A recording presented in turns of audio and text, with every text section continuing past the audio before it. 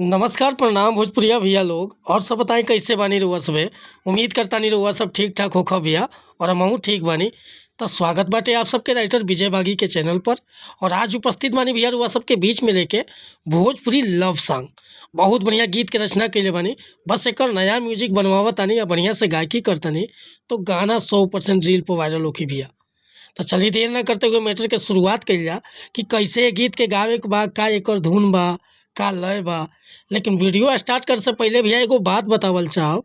रउआ अगर नया सिंगर बानी आ सिंगिंग में इंटरेस्ट बा, अच्छा मीटर के तलाश में बानी, बढ़िया मीटर नइखे मिलत, बढ़िया गीत नइखे मिलत, या सही तुकबंदी नइखे मिलत, तो भैया अगर हमरा चैनल पर आ गइल बानी तो चैनल के सब्सक्राइब कर ली, बेल आइकन प्रेस कर ली। हर रोज रउआ के नया नया मीटर सुने के, देखे के और गावे के मिलत रही भैया। काहे कि हम हर तरह के सॉन्ग राइट करेला।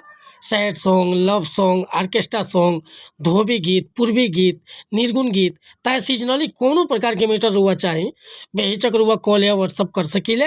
डिस्क्रिप्शन में नंबर बाटे। बिल्कुल उचित चार्ज पे गाना रुआ के व्हाट्सअप के जरिए मिल जाई। आज के मीटर देखिए कैसे गाओ के बाटे। एगो दीवाना बड़ा भाव में कहता कि कई कई बे बिनती ही कइले रहनी अपना भगवान से। अरे कई कई बे बिनती ही कइले रहनी अपना भगवान से।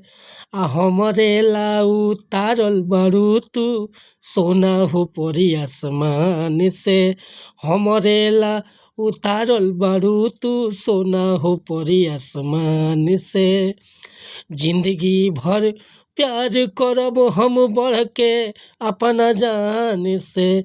जिंदगी भर प्यार करब हम बढ़ के अपना जान से। हमरे ला उतारल बारू तू सोना हो परी आसमान से। हमरे ला उतारल बारू तू सोना हो परी आसमान से। तो भैया अगर एक नया म्यूजिक बनवा देतानी आ बढ़िया ढंग से गा देतानी तो गाना 100% रील पर ता यूट्यूब पर वायरल जरूर होखी।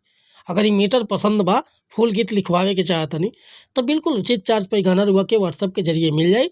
व्हाट्सअप के हमारा नंबर बा 8874473128। कोनो प्रकार के मीटर लिखवावे खतरा, अन्यथा नया म्यूजिक बनवावे खतरा रुआ कॉल कर सकीले। म्यूजिक भी बनेला, काहे कि भी आपन स्टूडियो भी बाटे।